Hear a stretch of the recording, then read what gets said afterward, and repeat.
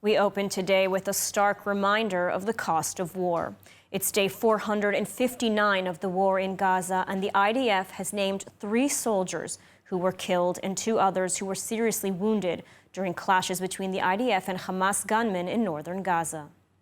The fallen were identified as Captain Eitan Shiknazi, aged 24 from Meli, Major Dvir Revach, aged 28 from Jerusalem. Dvir leaves behind a pregnant wife and a 2-year-old child, and Sergeant Ido Samiach, aged 20, from Ganei Tikva. 2 additional soldiers from the 932nd Battalion were seriously wounded and are receiving medical care. Since the start of the war, IDF casualties have risen to 827, with thousands more wounded. This is the real cost of the war, this existential war. May their memories be for a blessing. And not only deaths in Gaza, the 3 victims of yesterday's terror attack were laid to rest today. This as an intensive security dragnet continues in Samaria, searching for the 3 terrorist gunmen who carried out the murderous rampage. ILTV's Steve Leibovitz has more. Security forces are continuing intense searches for the 3 terrorist gunmen who carried out the deadly attack yesterday in Samaria. The army set up roadblocks around the city of Nablus and are using helicopters in the search. אנחנו בלחימה עצימה ורחבה נגד הטרור ביהודה ושומרון. נגביר ונמשיך את הלחימה הזו. למחבלים שביצעו את הפיגוע הזה, השעון יתחיל לספור אחורה. אנחנו נדע מי ביצע את הפיגוע הזה, נגיע אליהם. The 3 Israeli victims of the attack are today being laid to rest. They are police officer Elad Winkelstein, age 35, Rachel Cohen, age 73, and Eliza Reyes, age 70. The 2 women and the police officer were murdered, and 8 other Israelis wounded in the attack when the terrorists opened fire on a bus and 2 cars. The attack was carried out in the Palestinian village of Al-Funduk, along a major road artery used heavily by Israelis and Palestinian drivers daily. Local Israeli leaders are demanding that more steps be taken to prevent attacks. אני אומר בצורה ברורה מכאן לאויבים הברברים שלנו ולכל העולם, אנחנו לעולם לא נשבר. עם ישראל ינצח, אנחנו נתחזק וההתיישבות בשומרון תיבנה עוד יותר. ולממשלה ולפיקוד הבכיר בצה"ל אני אומר, אנחנו אזרחי ישראל בשומרון ובכל הארץ דורשים מכם לסגור עכשיו את המחסומים. And moving on, visiting in Beirut, U.S. Special Envoy Amos Hochstein declared that the Israeli withdrawal from South Lebanon was proceeding as planned, and that Israeli troops would be fully out of Lebanese territory by the end of the 60-day ceasefire on January 26th. But Israeli officials are sending a very different message. We get more from ILTV's Steve Leibovitz. Visiting in Beirut, U.S. Envoy Hochstein said that IDF troops have begun withdrawing from the South Lebanese border town of Naqoura. With under 3 weeks left in the fragile ceasefire between Israel and Lebanon, Hochstein said that Israel is in the process of pulling south of the blue line, separating the countries. So this is going according to the plan, maybe not according to exact expectations of everybody in Lebanon or Israel, but we have 20 days left to reach the 60 days. We are going to continue the same work that led to the successful deployment and withdrawal, or withdrawal and deployment. Hochstein went on to say that the withdrawal will continue until all Israeli forces are out of Lebanon. The IDF, the Israeli military, started its withdrawal from Naqoura, most of the western sector, and back into Israel proper today, south of the blue line. These withdrawals will continue until all Israeli forces are out of Lebanon completely, and as the Lebanese army continues to deploy into the south and all the way to the blue line. The army had no comment on Hochstein's claims regarding Naqoura or a full pullout. The army has pulled out of a few South Lebanese towns after they were deemed free of Hezbollah presence. But in other areas, the army continues to dismantle terror infrastructure and confront Hezbollah gunmen attempting to return to the south. According to the ceasefire agreement, Hezbollah must withdraw all of its forces to north of the Litani River. Only days ago, the IDF spokesman said that Israel's withdrawal has been slower than anticipated because of the slow pace of Lebanese deployment to enforce Hezbollah's removal.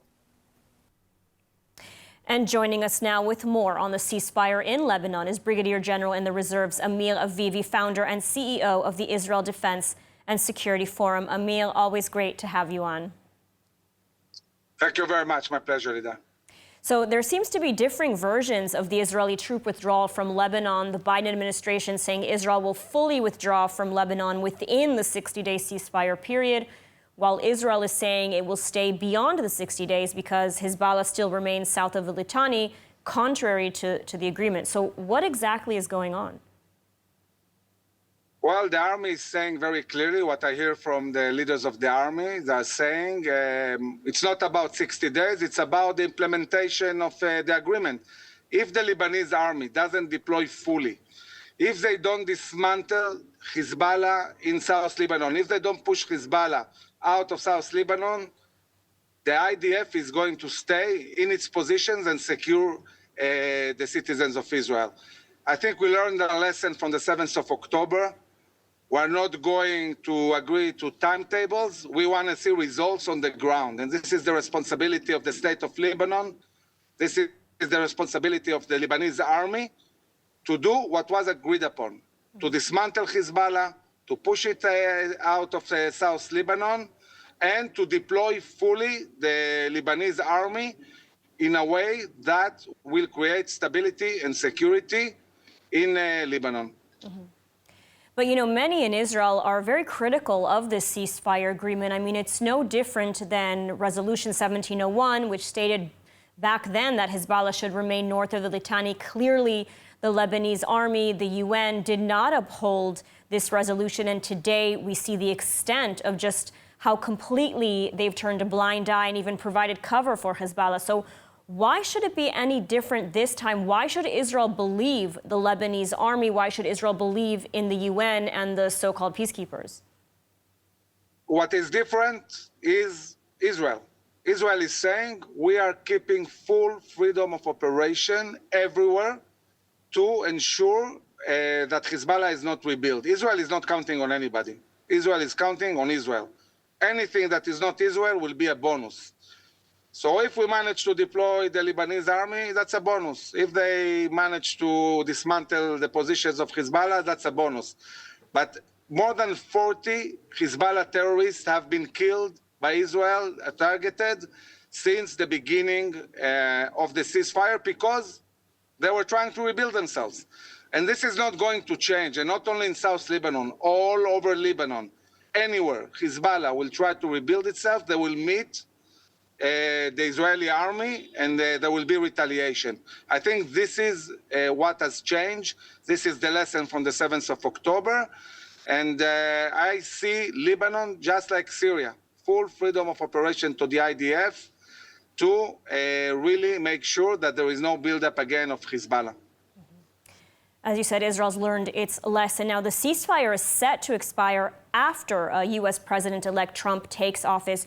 Do you think the change of administration will have any effect on the ceasefire or on Israel's actions or policies regarding Lebanon, regarding Hezbollah? I think this gives Israel an opportunity to renegotiate, to say there is Resolution 1559 that demands completely dismantling Hezbollah and all the militias. And Israel can say, look, if you don't do that, if you don't dismantle Hezbollah, we are going to stay in a perimeter, 1 kilometer, 2 kilometers, or we are not going to allow anybody to come back to those towns that served as really Hezbollah bases in order to storm Israel. So Israel can renegotiate this deal with Trump, and I hope this will happen. Because I think that there is a demand from the citizens of the North, the Israeli citizens, for maximum security in order to go back to their homes and rebuild their lives along the border. All right, and Israel has indeed, as you said, learned the lesson since October 7th. Brigadier General in the Reserves, Amir Avivi, thank you so much for your insights today. My pleasure. And the Biden administration is hoping they can bring an end to the hostage crisis in their final 2 weeks in office before President-elect Trump takes over. ILTV's Shosh Bedrosian is in Hostage Square with the latest. Shosh, what more can you tell us? Well, American officials are in the race against time when it comes to securing a hostage deal as they try to move the needle as forward as they can before their time is up in office. Of course, this all comes as the families of hostages continue to grapple with the never-ending news cycle of updates. Just recently, there was a leaked list of names of hostages that could be released in an upcoming deal. We are dealing with a terror organization. They enjoy seeing us suffer. My opinion, as a brother of someone who's in this list, is that Israel should insist on bringing back all the hostages. It can be in 1 stage, 2 stages, 3 stages. That's fine. But they need to have an actual plan to bring all of them back. As an Israeli team of negotiators continues their work in Doha, Qatar, Secretary of State Antony Blinken says they're working on the same agreement Biden put forward back in May. He says they're working hard to bring this agreement over the finish line and have recently seen a re-intensified engagement in these conversations, including by Hamas. But ultimately, there has been no final agreement on points for a deal. So what I can tell you is this. We very much want to bring this over the finish line in the next 2 weeks, the time that we have remaining. And we will work every minute of every day of those 2 weeks to try to get that to happen. As families of hostages continue to call on President-elect Donald Trump for his involvement in securing a hostage deal, take a listen to the comments he made in a podcast on Monday regarding the hostage crisis. If those hostages aren't released by the time I get to office, there will be hell to pay. I don't think I have to go into it anyway. It won't be the word don't. You know, I heard the word don't. You can add that into it, but that would just be a small part of it. No, there will be hell to pay. Those hostages have to get out. They have to get out now. And Lidar, in other news, and according to reports, Trump told the Israeli Strategic Affairs Minister in a meeting back in November he would either support an Israeli strike against Iranian nuclear facilities or he would order a U.S. strike. And thank you, Shosh, for the report and for an in-depth look at the ongoing hostage for ceasefire negotiations between Israel and Hamas. Tune in to ILTV's Insider tonight at 9 p.m. Israel time or 2 p.m. Eastern Standard Time. Moving to Israel marks the beginning of a new chapter, and Pitaro Hecht helps you make it truly yours. Transform your home with interiors that blend style, comfort, and timeless design, from luxurious living spaces to thoughtful details. With high-quality craftsmanship at great value, we create spaces where memories are made. For your new life in Israel, choose Pitaro Hecht, where your home begins. And could another war front against Israel be on the verge of opening? Israel has already been fighting a 7-front war for over a year. And now military experts are warning that Israel must prepare for the possibility of a direct confrontation with Turkey. The details in the following report. The Nagel Committee, tasked by the government to outline a comprehensive strategy to counter emerging threats and improve the efficiency of Israel's defense forces, has identified a new potential threat to Israel: Turkey. The committee presented its report to Prime Minister Netanyahu, Defense Minister Katz, and Finance Minister Smotrich on Monday, and warned that Turkey could pose an even more dangerous threat than that of the Iranian regime. According to the report, the regime change in Syria and potential Turkish backing of Syrian proxies, coupled with Turkey's increasingly hostile and expansionist policies in the region, could present a threat to the State of Israel. Turkish President Erdogan, a NATO ally, has publicly expressed a desire to expand Turkey's borders, restoring the greatness of the Ottoman Empire. Erdogan has also publicly supported Hamas following the October 7th massacre and called for an Islamic alliance against Israel. As such, military experts warn Turkey's actions in Syria could potentially lead to a direct confrontation down the line, and Israel should be prepared for such a scenario. The committee report called on Israel to significantly increase its defense budget, up to 15 billion shekels per year, and bolster its air defense systems as well as improve its offensive capabilities. Netanyahu addressed the report and said that while Iran remains the greatest threat to Israel, both directly and through its proxies, additional forces have entered the field, and we always need to be prepared for what may come. Of course, this is just a report outlining potential threats. Let's hope it doesn't actually come to fruition. And today we have the privilege of hearing once again from Yael Eckstein, president of the International Fellowship of Christians and Jews. She shares with us a recap of some of the most important headlines from recent weeks. Let's take a look.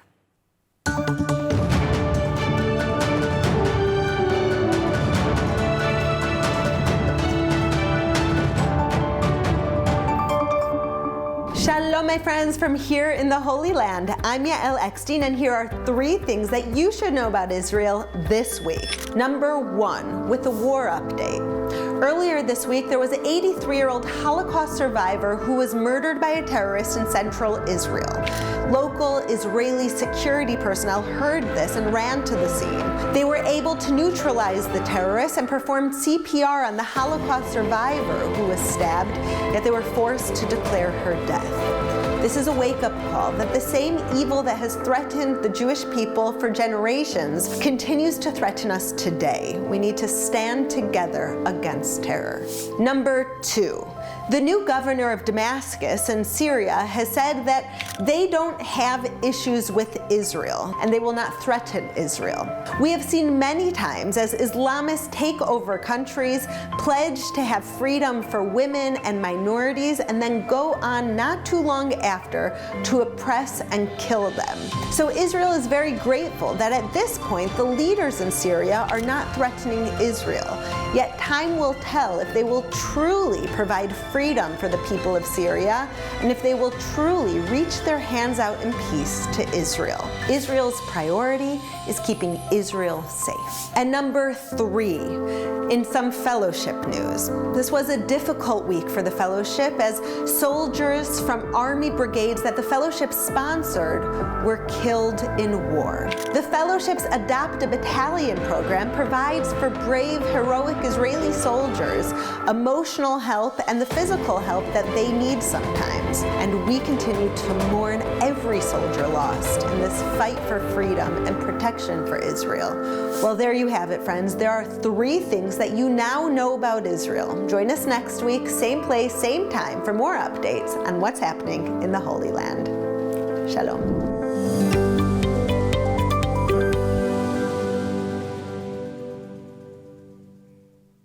And 3 Israeli men in their 20s have been rescued from a mountain ski resort in Japan after being stranded there in sub-zero temperatures for around 24 hours.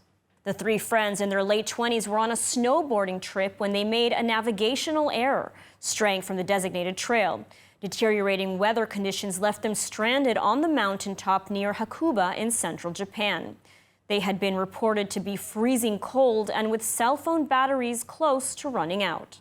Israeli ambassador to Japan, Gilad Cohen, dispatched emissaries to work with senior local government and police officials, as well as the U.S. Embassy in Japan, to launch a rescue mission. Harsh weather conditions prevented an immediate rescue, and the 3 young men were forced to spend the night on the mountaintop. Israeli consul Avinoam Mizrahi met the rescued snowboarders as they reached safety and were transferred to a nearby hospital for treatment of frostbite and medical examinations. Luckily, they survived and apparently want to rest and get back out on the slopes. And in other news, archaeologists have uncovered a Byzantine-era monastery near Kiryat Gat. The discovery, hailed as the region's most significant from the Roman and Byzantine periods, offers a glimpse into ancient craftsmanship and will soon be accessible to the public. More from ILTV's Mayan Hoffman. A stunning monastery with a colorful mosaic floor, a Greek inscription, and a sophisticated wine press has been uncovered during an Israel Antiquities Authority excavation. The dig was conducted as part of the Israel Land Authority's development of Karmei Gat, a neighborhood near Kiryat Gat.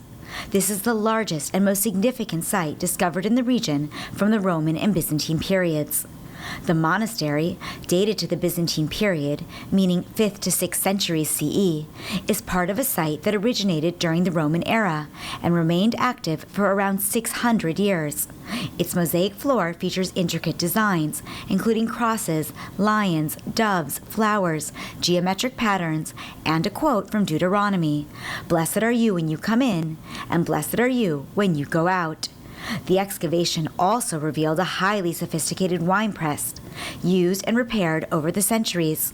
Its fermentation rooms and collecting vat are decorated with mosaics made from blue and white stones. To preserve this extraordinary find, the mosaic floor will be relocated to a public area in the city, where it will be accessible to visitors. And now, let's have a look at Raziel Winery, located in the rolling hills just west of Jerusalem. Their unique method allows for the production of exquisite, one-of-a-kind Israeli wine. Let's take a look. In 88, I planted this vineyard behind me. In 92, I made the first wine as a hobby. 2 barrels, 600 bottles, bottled in 95 with great success. From that success, we decided to become professional winemakers, and we set up Castel. Since 2015, this winery has become Raziel. The particularity of our winemaking is the use of very large barrels. These barrels are used also to ferment the Chardonnay and the Pinot for the sparkling wine, and also we ferment the Rosé. We like to use large barrels because the wood is thicker and less evaporation, less topping, and less wooden taste into the wine. We make 3,000 bottles of each type, a white, a rosé, both non-vintage and a vintage. We're stacking the bottles here. These bottles, vintage 21, will come into the market about 2027.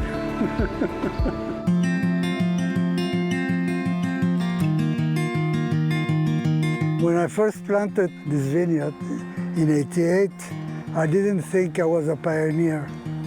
In fact, this vineyard represents the first vineyard in modern times in the Judean Hills.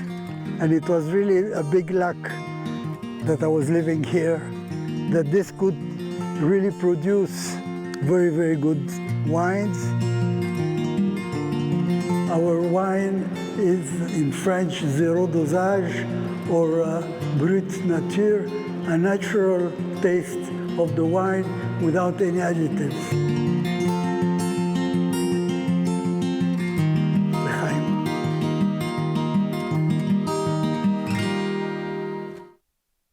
And now let's take a look at the weather forecast. Clear skies are expected around most of the country tonight, with lows of around 9 degrees Celsius or 49 degrees Fahrenheit. Then tomorrow we'll see cloudy skies alongside steady temperatures, seeing highs of about 19 degrees Celsius or 66 degrees Fahrenheit. And that's a wrap for today's news. For the latest updates from Israel on all your devices, be sure to follow our ILTV channels, subscribe to our newsletter, and explore our website, iltv.tv. Stay informed with the latest news straight from the heart of Israel. I'm Ladar Gravelazi. Be well, stay safe, and thank you so much for watching.